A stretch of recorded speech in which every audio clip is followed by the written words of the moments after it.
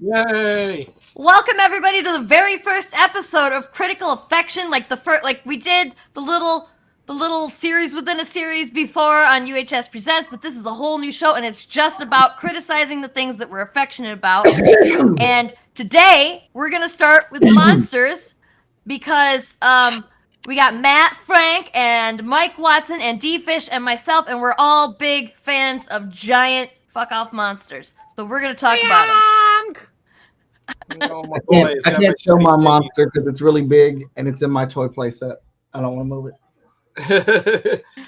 I am spoiled for choice right now because for some reason I have like 10 Godzillas on my desk right now, including my crazy War Machine Godzilla from the 90s.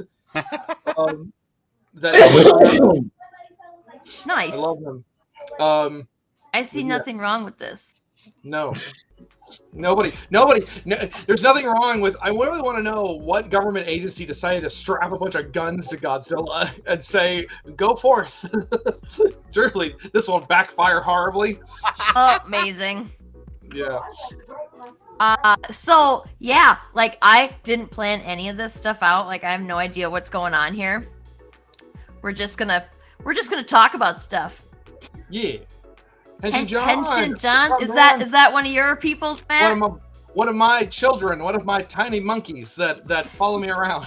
No, it's one of my people. That's one of my kaiju fam. Kaiju guys, yeah. Yeah, kaiju folks. Awesome.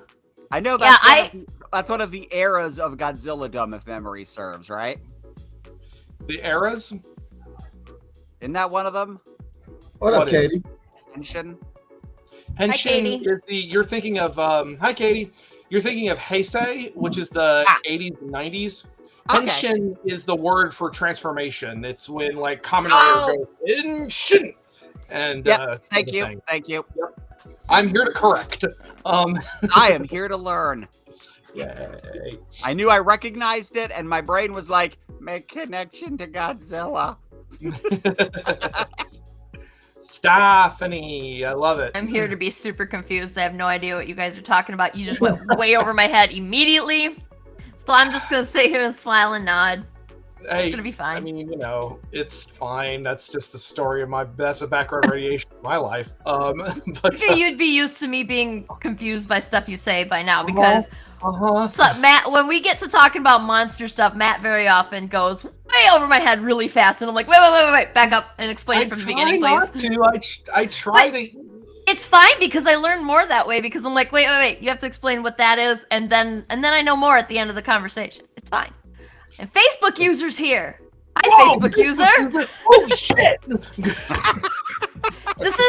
To be fair, this is like my second time ever using this platform. I used to use StreamYard, and now we have joined the Agents of Geekdom on Restream as well as coming back.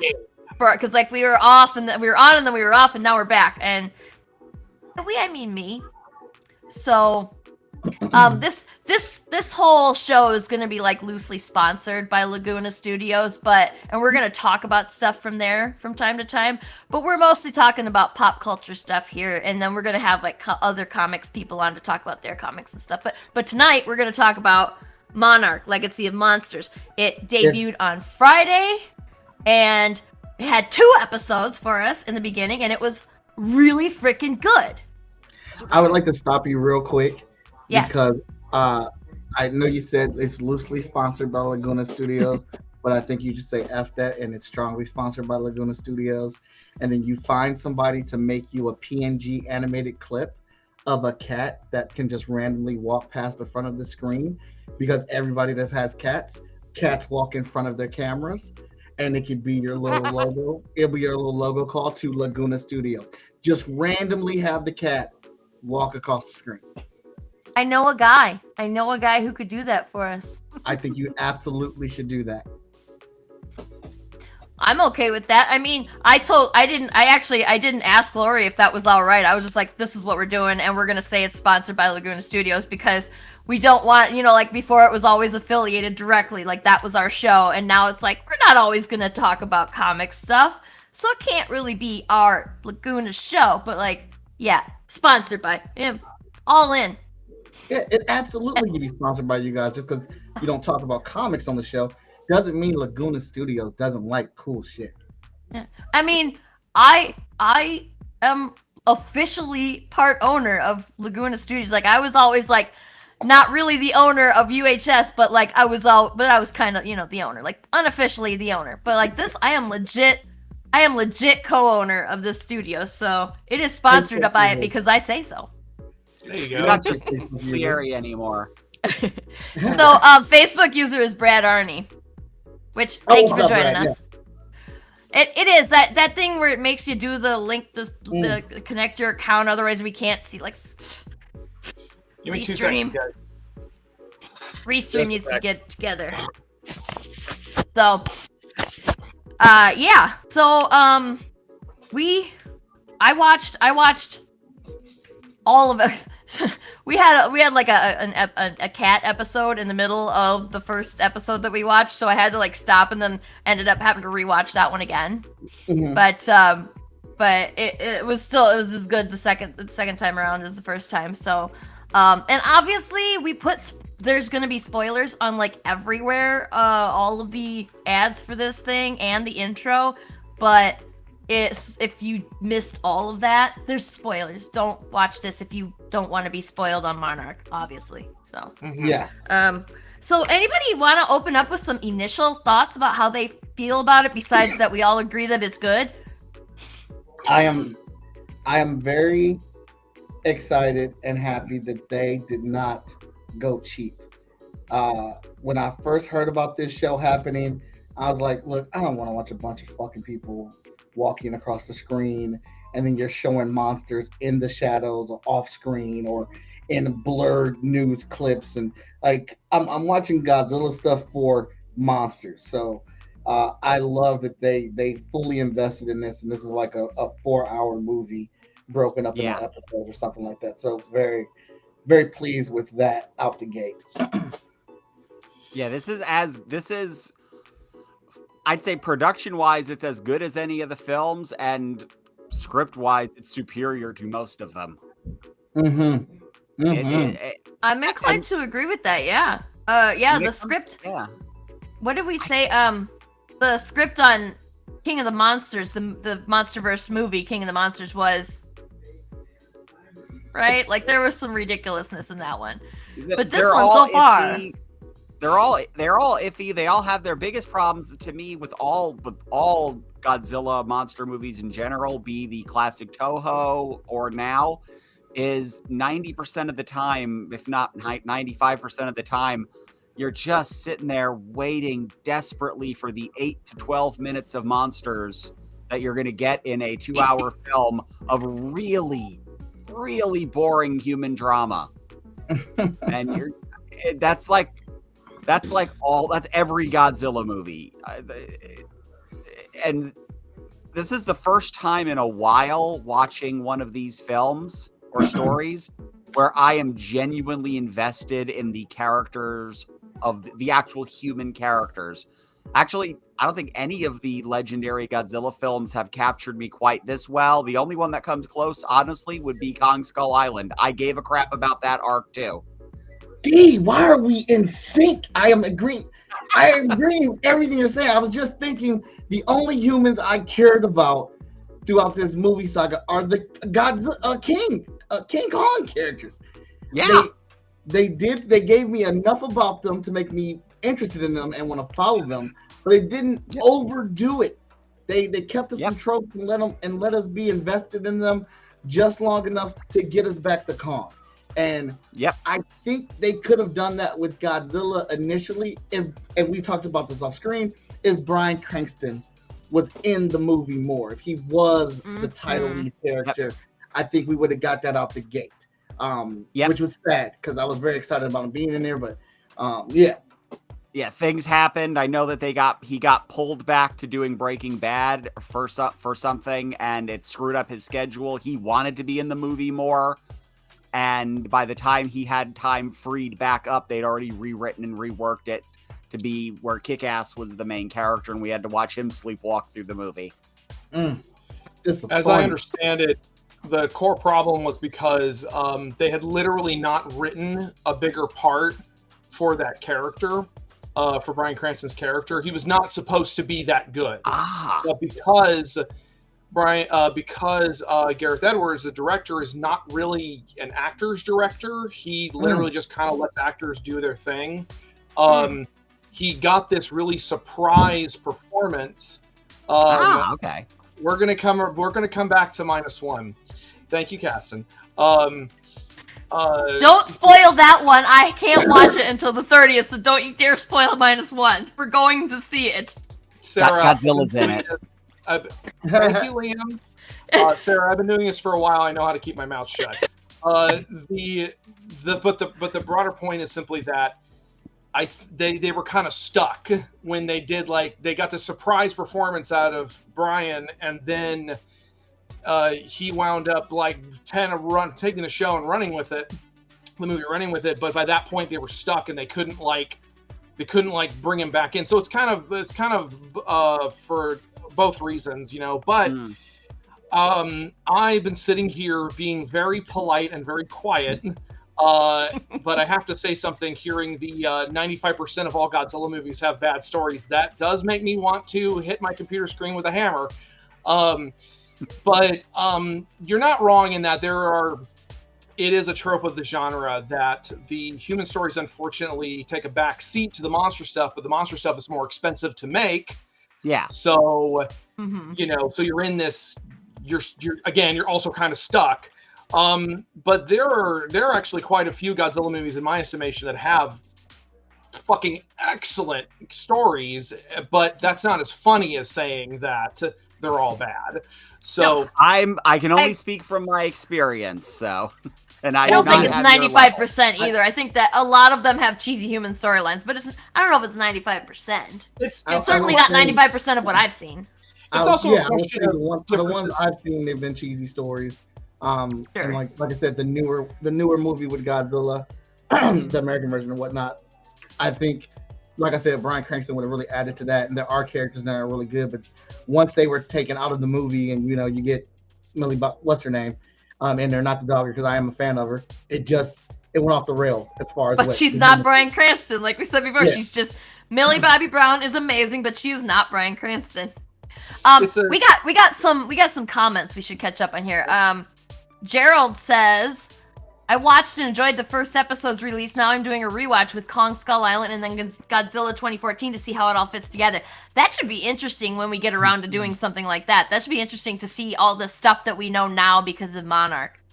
That's a good. Yeah, that's there's a good so call. many moments throughout the first two episodes where I'm catching the call back and I'm like, oh, that's from that one guy. Oh, that's that one. You know.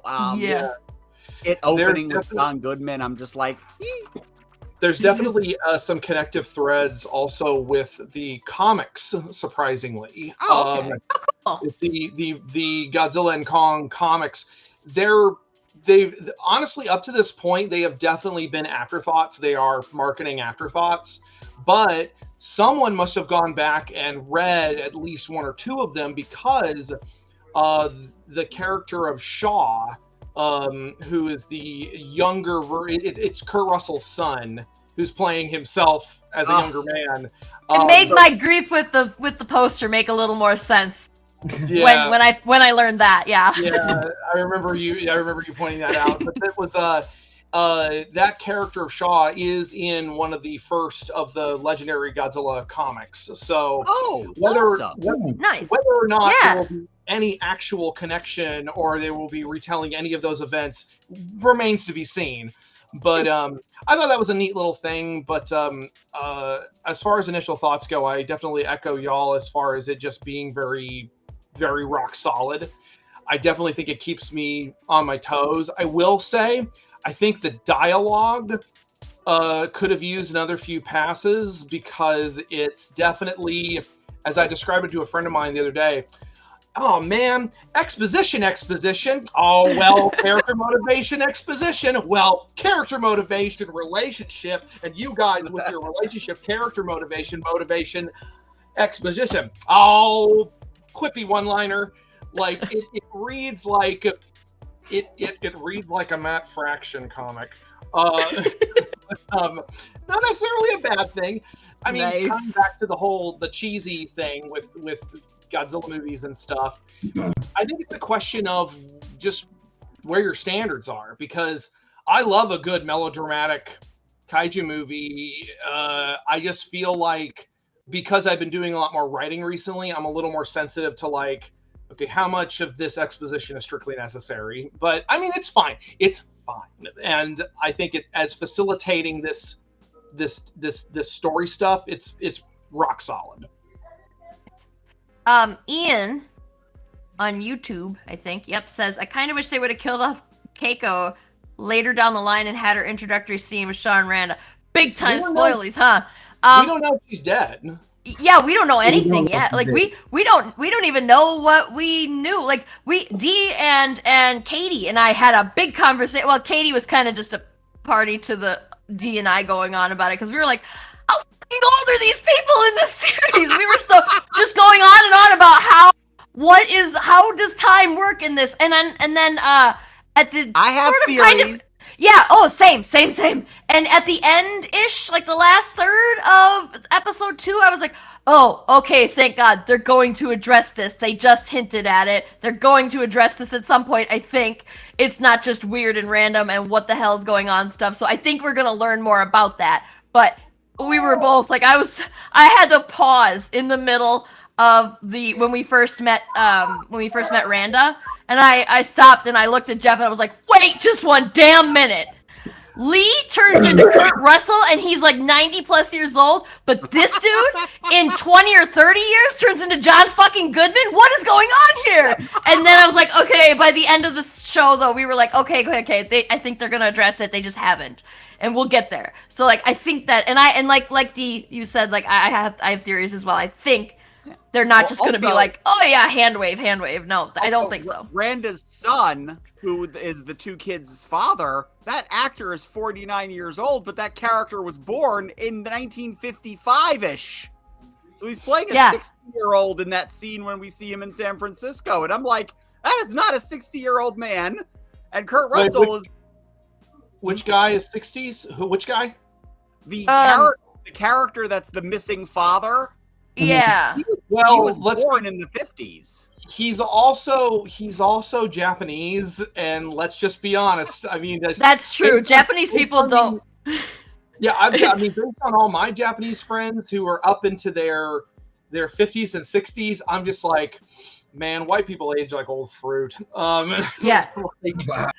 I don't know what it is about Japan, but Japanese people, you don't know what age they are unless they're babies or they're, they're like, like they're babies or like even, I mean, did we even know how old Mr. Miyagi was? He looks like he was probably 200 years old when he did those films because the actor was only in his 40s at the time, though. It's one of those things where it's like people in movies in the 80s.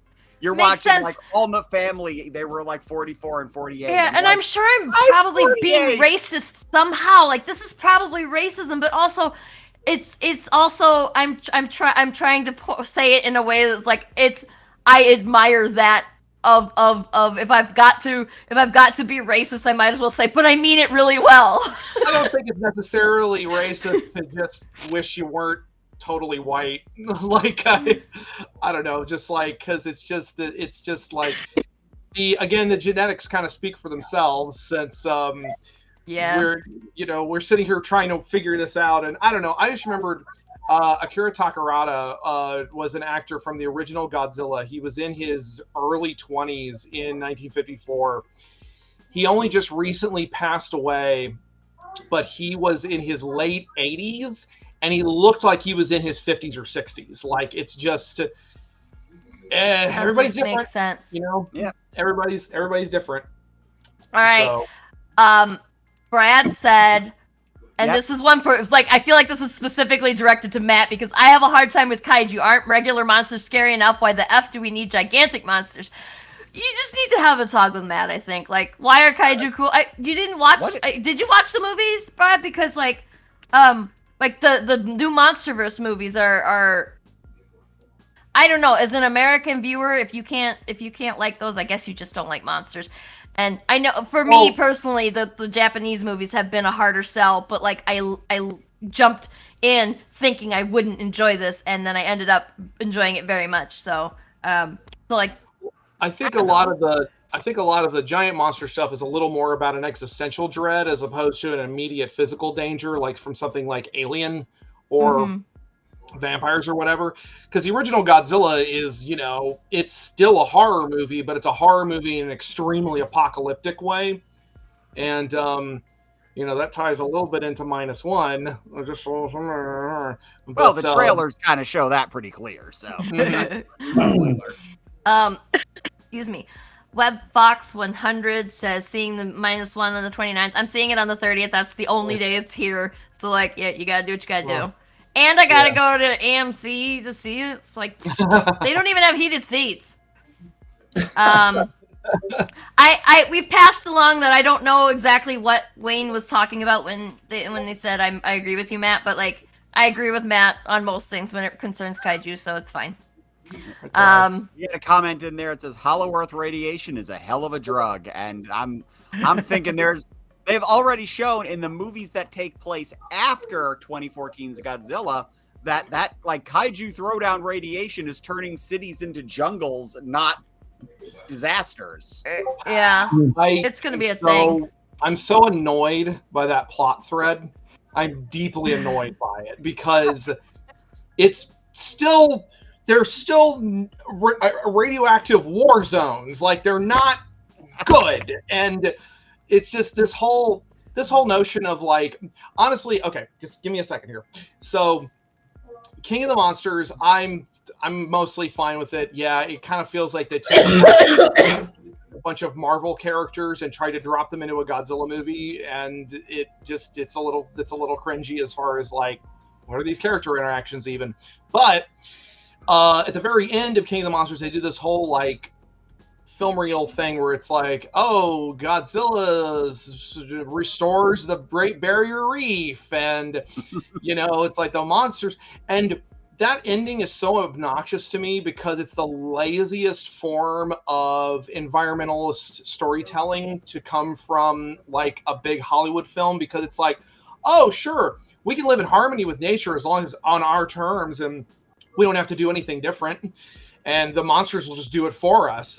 And so there is no call to action here. It's not only in that, if they're radioactive and it's like this mutagenic radiation, then it's going to start terraforming the Earth in a way that's going to reject people. Like, people are not going to be able to live in San Francisco because it's this Skull Island mutant nightmare world. So, look, I have a lot of narrative things that I will ping pong around in these movies with, but yeah. Anyway. So this is an observation from Gerald. Randa and Keiko had wedding rings on when they went down the hole and she fell, so they might have left their son at home. Pretty sure that's what they did. He would have been like 5 or 6 at that point, right? So, sure. I mean, they make some offhanded comment about, you know, starting a family and how great it is. That not straight up saying we have a kid we left at home, but it clearly implies it to me anyway. Yeah. I'm just saying that, like, I'm just because they, hi JD. I'm just saying that because earlier when I was talking about, there's a possibility she may not be dead, just because, you know, there might be another twist or two they're going to throw at us before she dies. We don't know. Yeah, you see a character just fall into a pit, even with all the monsters. If you don't see a corpse, Yeah, when I heard, was it Kentaro's mother talking about the falling out that Uncle Lee had Yeah. Their dad. My immediate thought was that, oh, well, he probably blames Uncle Lee for his mom's death, and then I was like, wait, no, he'd be like 5 years old when that happened. He wouldn't have been able to have the maturity to blame anybody for it. He'd just be like, dude, the mommy went to heaven or whatever thing. Assuming she even died then, because we don't know. We don't know nothing about that. Like, we just saw her fall. We don't know if she's dead. Coming into physical contact with a bunch of radioactive monsters could also just as easily have given her cancer. And, yeah. And she chose to do that, so, like, Uncle Lee didn't do shit in that situation. I am definitely, I don't care how much of the radiation that these people keep walking into these. Hold on. Oh, okay. The fact that these people keep walking into these, again, radioactive monster war zones, and there's like, oh, I'm taking my mask off, and it's like, stop doing that. That has been a storytelling shortcut that has driven me nuts for at least the past. I think the first time I noticed it would probably be the Prometheus, where you have all the scientists like, oh, it's breathable, pop. Like that scene on Galaxy Quest. Is there air out there? You don't know. You don't know. Yes. That guy needs to be in every movie yelling that. Yeah. I get that the producers, they spend a fortune on these big old helmets so you can see their well-lit actor faces, but then they're still like, come up with a script reason for them to take it off as quickly as possible because we want to see more face. It's the same problem. It's the Star Trek problem. Like, I've gone fully down the Star Trek rabbit hole in the last few years, mostly, of course, thanks to Caston, but 100% thanks to Caston, but I'm still screaming at them whenever they go to a planet's surface without suits or masks on, because and yeah, JD, the radiation stuff. Oh man, we'll get into that later. But the might need another show just for that. Yeah, but the things the things with we need to show off our pretty actors. So yeah. Do you have that correct? I mean, to be fair, they pay a lot of money to those pretty actors, so I guess they would want that. But I'm gonna say, in regards to Star Trek, okay, if you know, Star Trek has a 50-year history of them beaming down to hostile planets in Valor. It's only within the last 5 or 6 years, since the Discovery era on, that they've started beaming down in armored outfits with helmets and then immediately taking them off. Just beam down in your tunic, like Star Trek will continue to do for decades. We're used to that. I get it's part of the aesthetic. It's a thing you just kind of got to roll with. It does every now. It just, I mean, every one of these fucking make-believe franchises is, oh man, we're getting rapid fire with these comments because I have things to say about every single one of these. Anyway, I'm trying so we can have a little discussion on each one of them, but it's like I'm not going to get to everybody's comments today if we don't shoot off a whole bunch and then try to collectively address major points in them all. So I want to be able to show all your guys' comments, because you guys are really firing them at me fast here, and it's awesome. Yeah, I mean, I don't know. Does anybody else have anything they wanted to yell out?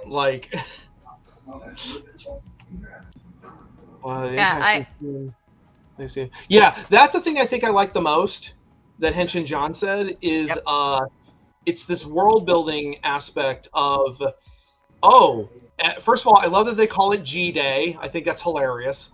That's what I wanted to see in King of the Monsters. I wanted to see a world after Godzilla, and we're finally getting that kind of world building. Yeah, they have the shelters, especially they went to Tokyo, and that's where we saw it, but they had no attacks in Tokyo apparently in this universe. And but they made the they're not fallout shelters, they're monster attack shelters, and you know how it confused the hell out of Kate, and she was like and then just Kentaro and his mom just magically fucking show up in this huge throng of people, and like they just magicked their way to the person that needed them, and like it's I didn't think that. I just thought she was still like around the corner. She just left the house. She left the house and she was walking in the direction. It wasn't. But there was so many people there. There were so many people. You'd be surprised. I've randomly run into 2 Godzilla directors just out and about in Tokyo. Like, it's just, you'd be surprised the way kind of people get funneled. I've had people recognize me from my cartoon drawings on the street. I don't have that many readers. This is a weird world, and the Matrix is out of RAM. Well, to be fair, you look a lot more like the cartoon version of you than you believe that you do. So you actually do a really good character of yourself in there. I don't have a huge readership for me to have not just one, but I think I've had like 2 or 3 people that have recognized me from that. So you have a surprisingly large fandom, especially since we published your book.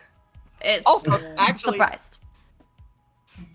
She was heading to the train station, which is the shelter.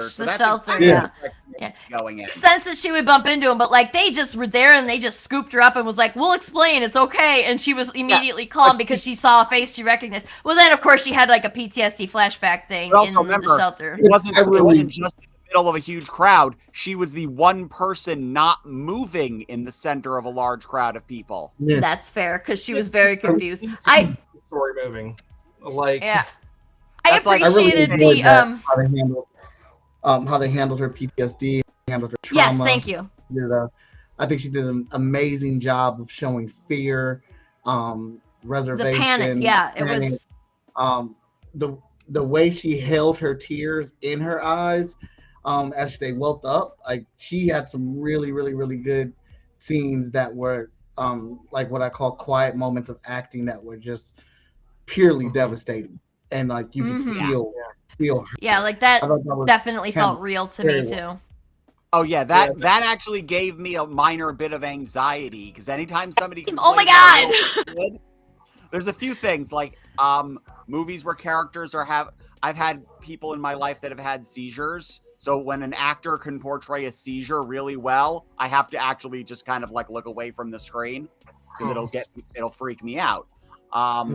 So, yeah, and because of anxiety, I'm like I've had massive anxiety attacks in my life, and seeing one where you're right on the verge and you're keeping it under control just enough, and I'm like, familiar. Yeah. It does. It gets a little close after a moment there, doesn't it?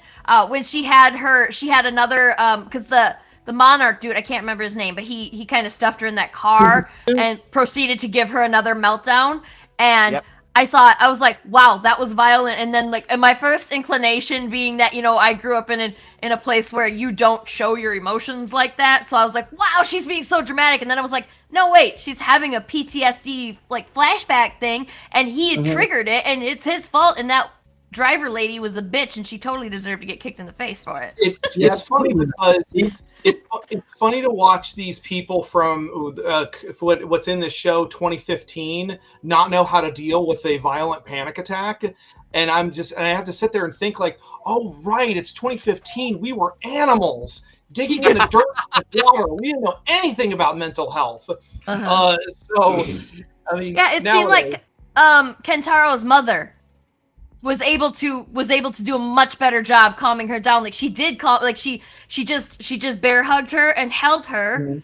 And that's that seems to me like logically that would be a much better way than the way that idiot was wrestling with her in the backseat of that car. It's like, maybe don't shove a stranger in the backseat of a car without explaining what the hell's going on. You can't just force somebody into a car and expect them not to have a reaction, you dipshit.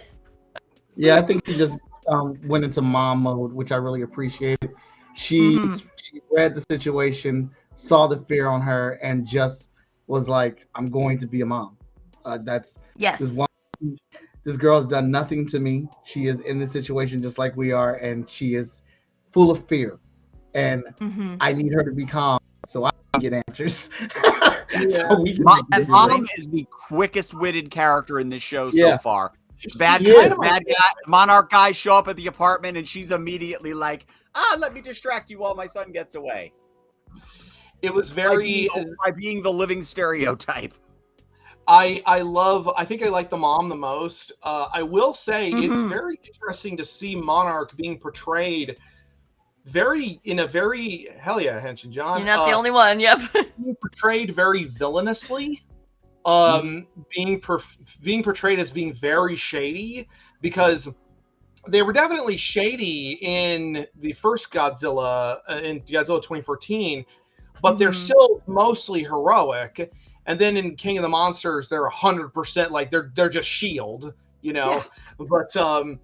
But I just think it's really interesting how much of this is like, you know, them trying to cover stuff up or them to. And I don't think they were necessarily going to hurt her or anything. I think they were being. No.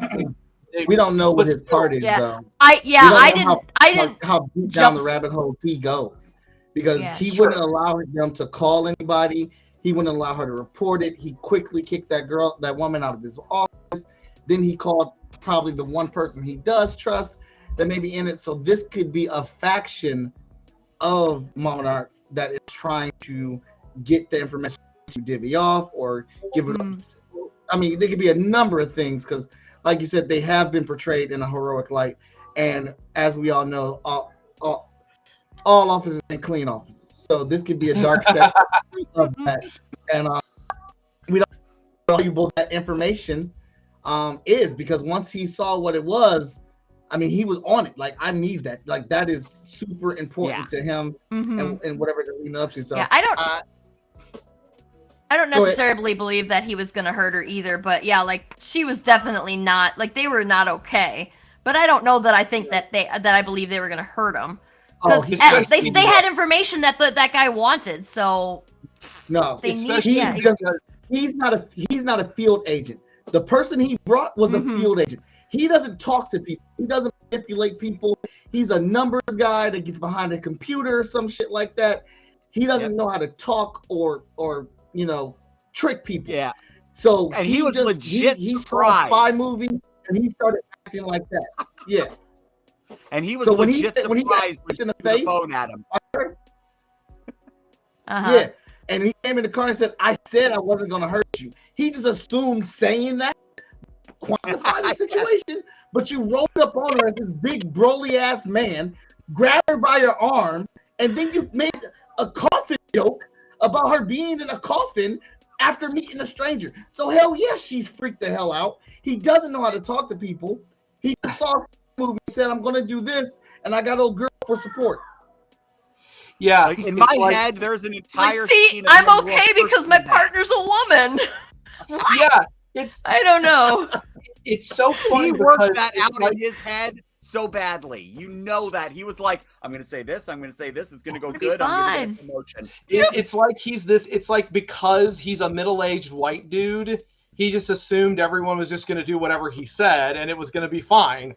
And I love that his backup, this dude with no field agent skills as backup, brought this scary ninja lady leg breaker who's like probably they scooped up from the mob. Yeah, did she look like Trinity from The Matrix to anybody else, or was that just me? I thought she looked like Trinity. She reminded Trinity and the Baroness from G.I. Joe had a baby. She reminded me of, that's a good one. She reminded me of, I don't know if anybody saw Godzilla, the series that was, it was the animated series that was on Fox Kids. It was the one that they spun off from the 98 show. That's honestly like way better than the movie, than the 98 movie. But she reminded me of Monique, who was this French Secret Service, this French secret agent who was like, their muscle, basically. The main characters, they had this little team, and they were all these science nerds, and then they had this one super hot you know, this one super hot French secret agent who's there basically to kick the shit out of people, and sometimes just roundhouse kick monsters in the head. So yeah, that's who she kind of reminded me of. That's a little crumb there for the fans. But yeah, she did her job because I didn't fucking like her when they show up Absolutely. at the boy's house and true, he's talking to him. I know the scene is good because I'm wishing I could be there and be his representative. Can I come in? No, the fuck you can't come in. Who are you? Where's the badge? Where's your identification? Look, why are you standing there with the door so open? Yeah, it's just I wanted to help him, and like yes, and it wasn't bad writing. It was his character. He's over. You know, he's got a lot of stuff going through his head, and now someone else is at his door. He's trying not to be rude, but like he's also trying to figure out the situation. He's never been in a situation like this, so he doesn't know the immediate. Like, put your guard up, keep the door cracked, you know, all that stuff. And I'm just like, man, can I please help you? And they come in. First thing in my mind is, you're so fucking rude. You're talking to like this. You're not even officially supposed to be here. You didn't follow the chain of command to get to Tokyo right now. Like, I am heated because he's invading this poor woman's house. I gotta say, I gotta riff on that a little bit. Can we appreciate that they authentically recreated what it's like for a woman to go to the Japanese authorities, to go to a Japanese police box and ask for anything other than directions? Like, that's apparently a very authentic experience. I have not had that many interactions with Japanese police, but that is what I have been told, is that it's like, yeah, if you're a foreigner, they don't really want to have to deal with you. So, I mean, especially if you're a foreigner of Asian descent, they don't want anything to do with you. So it's not, and I love that they recreated that because it was so infuriating. It's already so fun to be a woman in America. I'm glad to know this. Oh yeah. Oh god, sorry. I just saw a post that I can't. I'm not going to talk about it on the show. I'm going to do another stream and talk about it. I've been having a fight on my social media off the Marvels for the last 3 days. Oh my god, we could have a whole nother show on the goddamn Marvels. I haven't even seen it and I have so much to say. I just want to see the movie with the cats. I heard there's a bunch of cats in it, and I loved the movie. It's stupid, but I loved it. Someone just made a very valid point on Facebook, and I'm so glad they did it. Oh God, I can't rip it. But yeah, so and I don't know if this has happened before. I'm pretty sure it did. I just don't know of it. I can't think of it on my head. The fact that a father and son are playing the same character in different timelines, I think that is dope. It's a cool idea. There have been a couple. Yeah. I was eating when the first episode was on, so there's a few moments where I'm not looking at the screen, and I'm like, I remember Wyatt Russell from, you know, Falcon the Winter Soldier, and he was pretty good and all that, but he wasn't trying to be his dad in that. He's trying to be his dad, and when I'm looking down like to get food off my plate, and he'll say something, and I'm like, holy shit! The cadence of his voice, and man, I'm like, oh my god. Yeah, and you don't even realize there's shots in one of the trailers where they show Kurt Russell standing in front of a projector. It's a slide projector, and there's a picture of himself from the past, and he looks and turns, and the faces line up, and it is just like creepy how much they look. I mean, not just that they look alike, but that Wyatt Russell is so perfectly nailing that charm that his father is so well for, that you don't even really, it's like, we don't even need much backstory for the character. The charm is carrying it. Yeah. And I'm glad Matt said it, because it really was pissing me off last night when I was watching it. And just the instant judgment of, he automatically assumed that a woman could not be a doctor, and he was looking for a man. I'm like, come on, man, it's 2023. Why are we thinking like this? And and she's getting upset because he's I'm just like, why is this even happening? Everything has been good to this, and then it was like, oh yeah, this is the past. It's the Wait a second, yeah. 50s. I kind of appreciated that felt authentic because I feel like nowadays, and this is okay, so just bear with me here, guys. I feel like sometimes we do try to sand the edges off a little bit when it comes to like depictions of characters in the past and how it's like, hey, guess what? People were kind of shitty and racist. I mean, we're shitty and racist now, but more so. And like, that doesn't mean that a character is irredeemable, of course. And I think that's kind of one of the things is that you have to kind of walk that line a little bit if you're going to create like a character you're going to like and want to follow. But it's okay to like in Avatar: The Last Airbender, you know, Sokka is kind of a piece of shit for most of the first season. And I want to be mad at you right now, but you're right. So god damn it. He grows and he learns. He learns not to. He does. He has amazing character growth. He turns into a very valuable member of the team. Yeah, so it's entirely like. That's why I thought was this kind of nice. And I actually like that little exchange they had where he even tries to do that.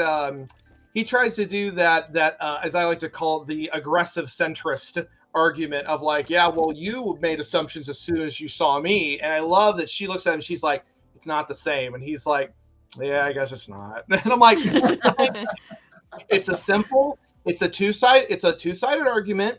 And then one person admits that, yeah, you're right. Maybe it's not quite the same thing. And it's like, oh my God, are we having character interactions? Like, and it's so fun. Go ahead. So, Matt, go ahead.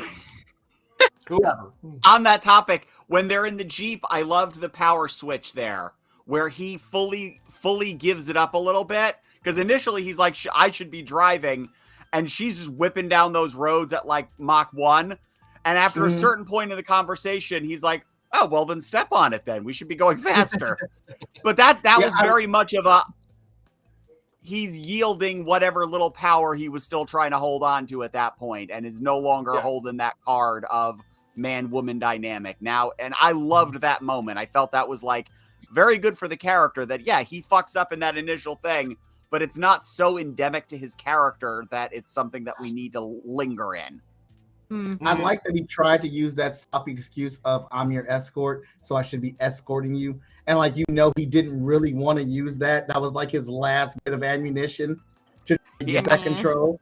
But yeah, there was a very, very thin veil of the illusion of power that he had, and it was all gone by the time they left that dock. So I don't even know why he tried after a while. And I love that he stormed off for a bit there before coming back when he realized that holy shit, they were right and he should be with them.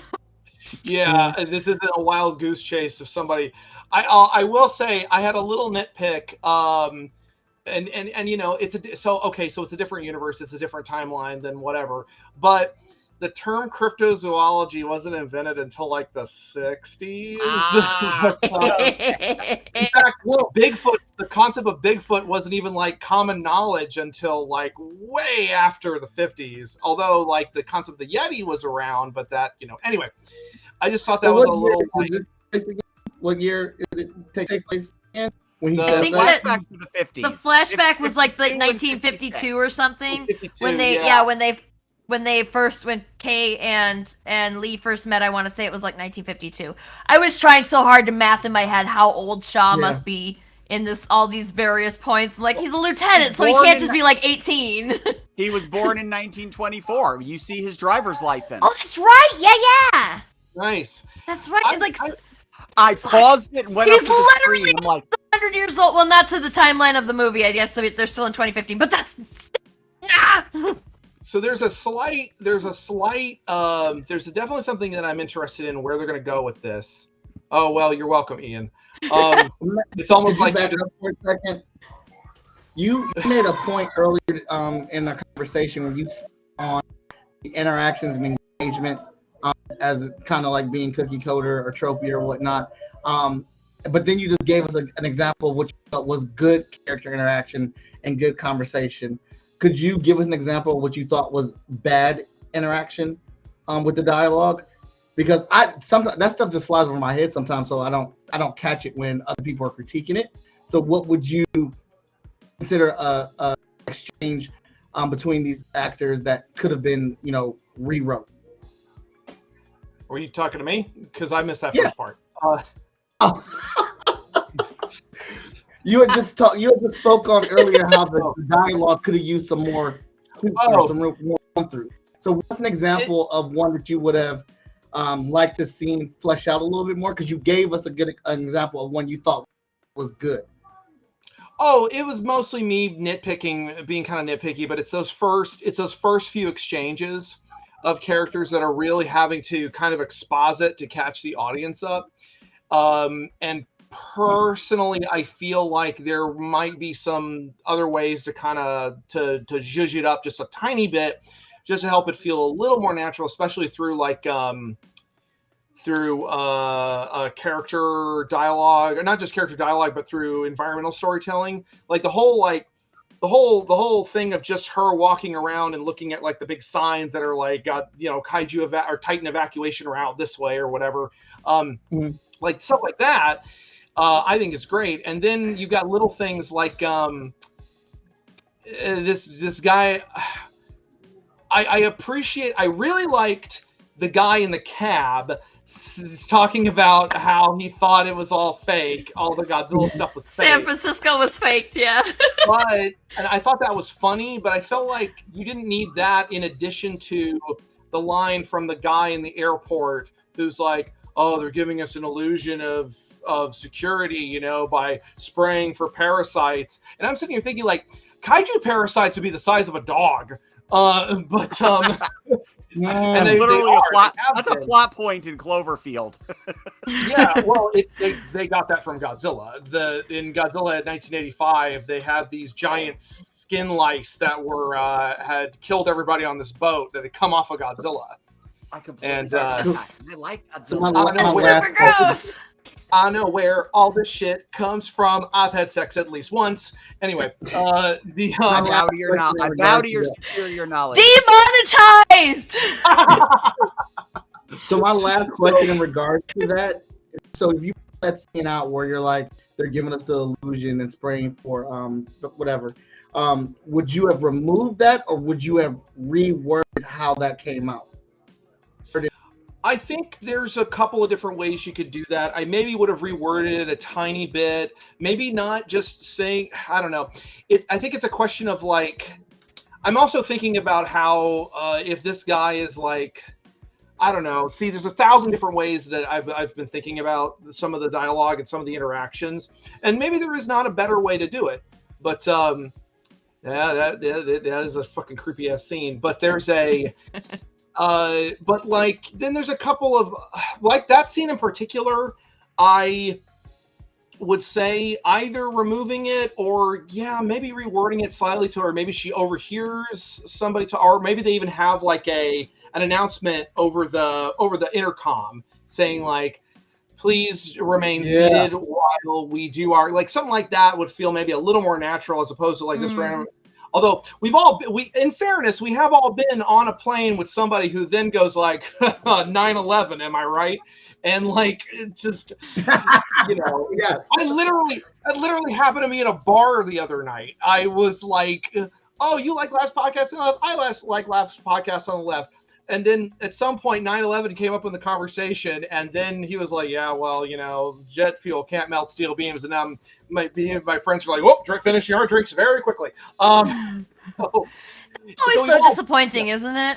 You think that, I made a new friend, and then all of a sudden, nope. Oh no, we haven't. Yes. Nope. I need to leave immediately. Yeah, it just was I think it's just I'm also like I also just have particularities with dialogue because again I'm trying to write more and I'm trying to think outside of the box with how like dialogue is conveyed and how narration is conveyed. Like I sit here and I'm just like, oh, should the narration be diegetic or non-diegetic? Oh, is anybody gonna care but me? And it's how it goes. So it's a cluster trying to get exposition across in a way that seems natural. It's just so it's hard. really difficult. Absolutely. Yeah. I think that's a great thing. So when you pointed that out, I was like, damn, I didn't even pay attention to any of that.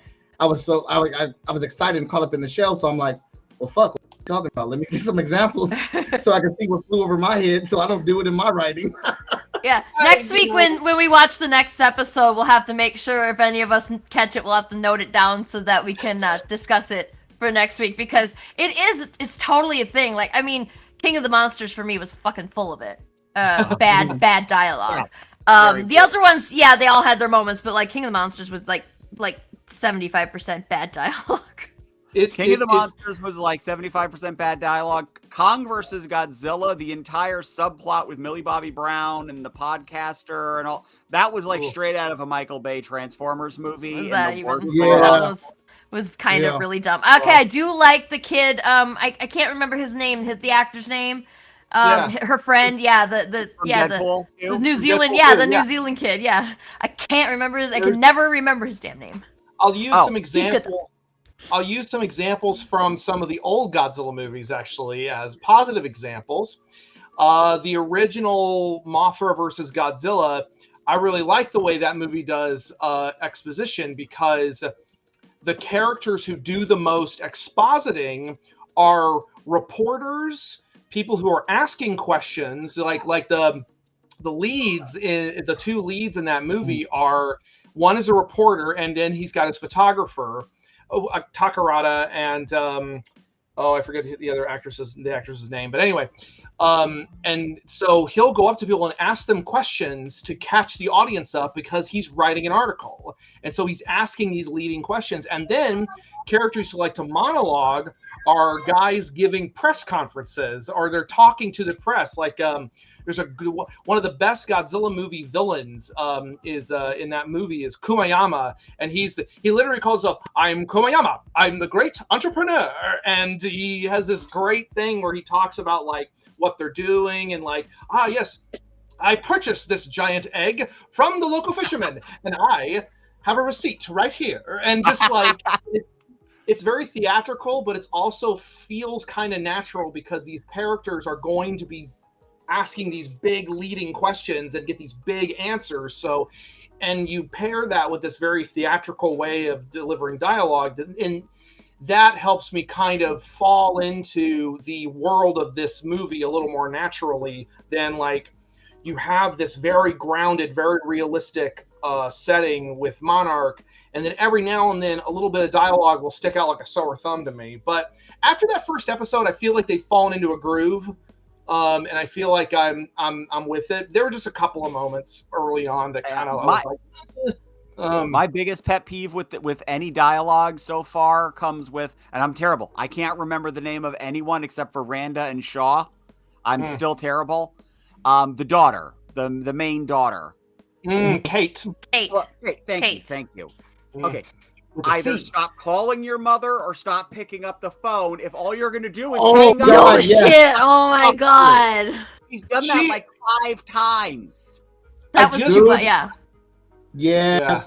See, hello, Mom, I'm here. I don't want to talk to you. Yeah, who does that? Who does that? Just, if you didn't want to talk to her, fucking text her. That's what we have. We have smartphones now. Just text her. But right, don't get an attitude with your mother who's calling for information because you went over here to get information for the family. It was your idea. Like, now you're shutting her out and like not calling her at all. Like, I can't stand when kids are rude to parents. It just irritates the hell out of me in all things. Dee, that was such a good call, because it was killing me watching that. Absolutely. Yeah. And like, I mean, yeah, her mom said, like, okay, so we don't know the dynamics of her mother and hers relationship really, but her mother didn't sound unreasonable at fucking all. So like, why was she being such a dick to her? Tell me literally anything? No. Yeah. Why did you? Yeah, and like you said, just don't answer the damn phone if you don't want to talk to her. Jesus. Mom, she's just like, Mom, I told you you're a bitch and leave me alone. Like, just Imagine treating your own mother like that. Imagine that. I understand the character's supposed to be tense. We do not need this much forced drama to be billowing out in that scenario. You're making me not like, because I'm getting attached to this character. I'm starting to care about this character. But when you do shit like that, it's making me not dig the character. You're pulling me back away. And I know you're trying to humanize her, and agreed. She should have some faults, but that wasn't the situation to give her faults on, or whatnot. I definitely agree. I just had a conversation with a friend of mine about the show, and he was liking it, but he did say that he did bring up an interesting point, which was, oh, what was it? It was you know what, Matt, I'm digging the show, but my inner feminist is coming out a little bit because it does really seem like this is a room full of men who are writing it, and men tend to only know how to write 3 kinds of women. Extremely tense and standoffish, super bitch, and completely useless. And I feel like he expressed concern about, like, especially the main character. He's like, are we supposed to like her? Because I don't like her at all. And it's like, I think she's supposed to be damaged, which is understandable. She's got a lot she's dealing with. However, I feel like she definitely does that thing that's becoming like, how does she have a conversation with anyone, and half the time she's like, okay, well, I'm just gonna leave now, and just like yeah, she's done that a few times, and I'm kind of just like, oh God, let the Men in Black take her at this point. Shut up. The other characters are trying to figure shit out. You went there trying to figure shit out, and as soon as you got one answer you didn't like, you want to salt the earth with all the information. Yeah, she wanted to, like, she had no intention of sticking around and seeing what the hell this was about. She's just like, oh, I'm sorry, here's the keys, and throws them at him and runs away. It's like, what the fuck are you doing? They did establish with that backflash scene that she does have, like, she has an issue with her father. And it started when the Godzilla attack happened and he chose to leave. So they do plant the bug that she has an issue with him, and anything in regards to him, and seeing this is why you left is an immense trigger for her. Sure. And she obviously has did it a couple more times or whatnot, but it's there. Yeah, she has very good reason to have difficulty, like unresolved trauma. She had, like, we saw what happened, why she has this horrible trauma. So it all makes sense, but at the same time, it is kind of grinding the story to a halt in the mind of the viewers a little bit, because it's very sharply turning character. Like, her personality is sharply changing, and it just seems a little janky, I guess. I don't know. Like, it's the uncharacteristic. Fact that she keeps trying to pull the plug, even though she's already in it, and she keeps. It's the same. It's kind of the same scene over and over again, and I'm just like, stop doing that. Yeah. But we get it already, okay? We get it. You have PTSD. I'm sorry. But I will say, action is on the other line. I will say that I was not expecting a bus full of kids to get. Oh my god! Oh my god! Right? Oh my god! That was what I loved about that. Is to end the debate that fans have had for years over the ambiguity of if Godzilla was waiting to go through the bridge until the bus had passed in the movie. Because if you watch the 2014 movie, some people have theorized that for years. Now it's like, no. Absolutely fucking not. And like the dad in King of the Monsters and his hatred of Godzilla, when we're all sitting here with our broad worldview going, oh, but Godzilla saved you, but like, well, no, when you look at it through the bus full of dead kids angle, like, the dad kind of had a point. Like, Godzilla did do a lot of bad stuff in addition to saving saving them from Ghidorah. We're calling it the bus full of kids angle. Story of my life. The bad that I kind of wanted to see a couple of the kids fly out the open door when it fell. Dee, no, it's not. Hey, the kids can catch it like the adults can. Okay. We could go on with this for so long, but we are at time now. I do want to point out something Luis said in the comments of several minutes ago. That did anybody else think that some of those shots of the big giant footprints looked a little Godzilla 98-ish? They're the same. It's the same filming location. Okay. Because I was like, that totally looked like the same footprint. It was at this particular piece of property in Hawaii. Okay. On the I think near Oahu, or it's on the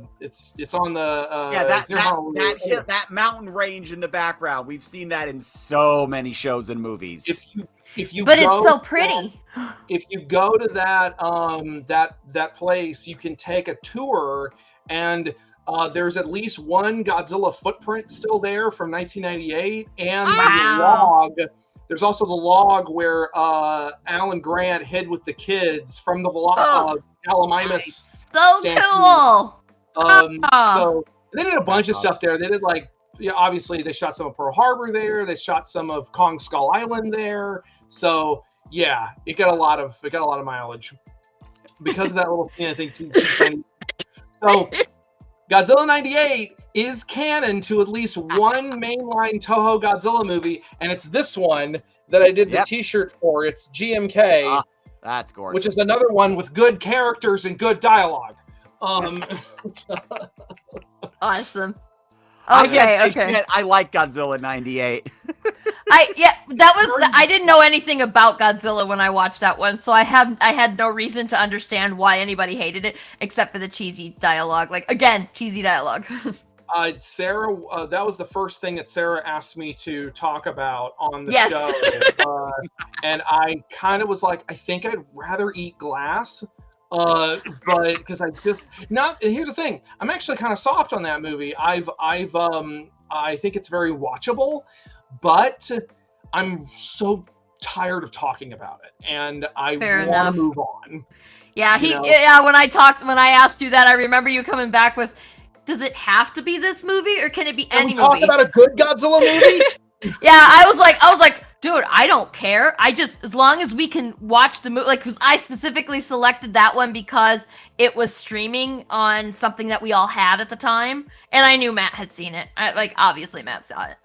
I want to rewatch. We knew that. 1985. And so Matt was like, does it matter? Can it be a different Godzilla movie? I was like, I don't care, as long as you can make sure it's something that we can all see.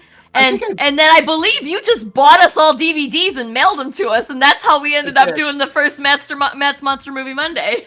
Yeah, I had to try to find you guys decent transfers of it too, because it's just these movies really need proper remasterings, and they just. I think they're getting them. I think they're finally remastering some of them. So, yeah. Oh, good. And thank you, and Shoma. It is free on YouTube Movies. That is still my #1 Godzilla movie. Hey, Ryan's here just in time for us to go. Thanks for coming, though. So okay. Like I said, we could keep going forever. But we gotta go because we all got stuff to do, right? Yeah, unfortunately, I could stay here and talk all night about this because I had so much fun. And you guys are awesome. And thank you, Dee and Mike and Matt, for coming. And thank you, everybody who was just interacting like crazy in the chat. Like, we don't usually get such... That's amazing, and I love it. And I hope you bring that kind of energy with us next week, because we're going to be back next week. I don't know, Matt, if you can come, because Matt's very busy in the upcoming weeks. I can probably do Monday, because from that, I think that Thursday I'm heading out for Tokyo. So so maybe this next one, but not if I can get decent Wi-Fi at my Airbnb I'm staying at in Tokyo, I might be able to swing in for another one while I'm there. So we'll see what happens. That'd be awesome. Yeah, I mean, in the comments making lewd comments and suggestions. So really derailing you guys. It works. I mean, I say demonetized, but we're not monetized yet, so whatever, right? We'll get banned, but we don't need to worry about being demonetized yet. Well, we're 19 subscriptions away off of our YouTube channel to get partnered. Yay! Everybody subscribe to Agents of Geekdom. We're so close. That's amazing. Yeah. I'm so excited. I didn't even realize. Thank you for bringing that up. Everybody go subscribe to Agents of Geekdom. And then, next week, another Critical Affection for Monarch, episode 3, and then we get to just dissect that one all to pieces because we only have one to talk about instead of 2. Yeah. It's gonna be crazy. It's gonna be so much better. I can get so much more nitpicky. Because y'all, if you talk to me for more than 5 minutes, you can know how nitpicky I can be. Because I totally can. Anyway, so, yeah, join us next week. It'll be 8 o'clock Eastern, like today, and it'll be the same channel. And thank you all for coming and comments. I love your comments. What else do we have to? What else do y'all want to say? Mike, what am I forgetting? I forgot how to stream. Everybody can give their socials where they can be found. Yes, do that. How about you, Dee? Start with Dee. You're at the top. My website is findingd.com, which actually has links to all my socials. I'm usually Dee Fish on everything. Nice. Thanks, JD. You guys can find me over at mattfrankart.net is my main website.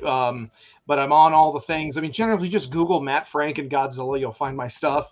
I'm also, I also have a Patreon where I am posting behind the scenes development on my new series, State of the Monsters, which will hopefully be a Laguna Studios joint here in the not too distant future. That's patreon.com/mattfrankart.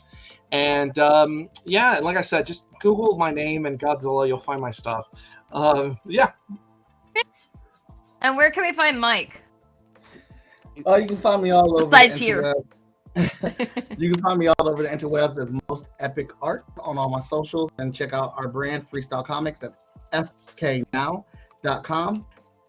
We'll be on our toy show with Mr. Tony Clapper called What the Fig, and we'll be opening up an Ahsoka hot toy tomorrow night on our show. And I have completed my Gargoyle collection. We'll be opening up Lexington on the show tomorrow night. Is this the one that you couldn't wait for? Is this the one you okay. I heard about that one. Yeah. As Jaden pointed out, you can also I do technically still have a DeviantArt. I've got Kaiju Samurai on DeviantArt. It's still there. Nice. Yeah, and you can find me and Laurie. We're at Laguna Studios Comics pretty much everywhere. And we have the Unthinkables 1 through 3 running right now. Super messed up story. You want to read it. Trust me. It's at go.lagunastudios.net. Go check it out. And yeah, I think that's it, right? We're good now. So join us next week and have a great rest of your week. Bye. Bye. Goodbye.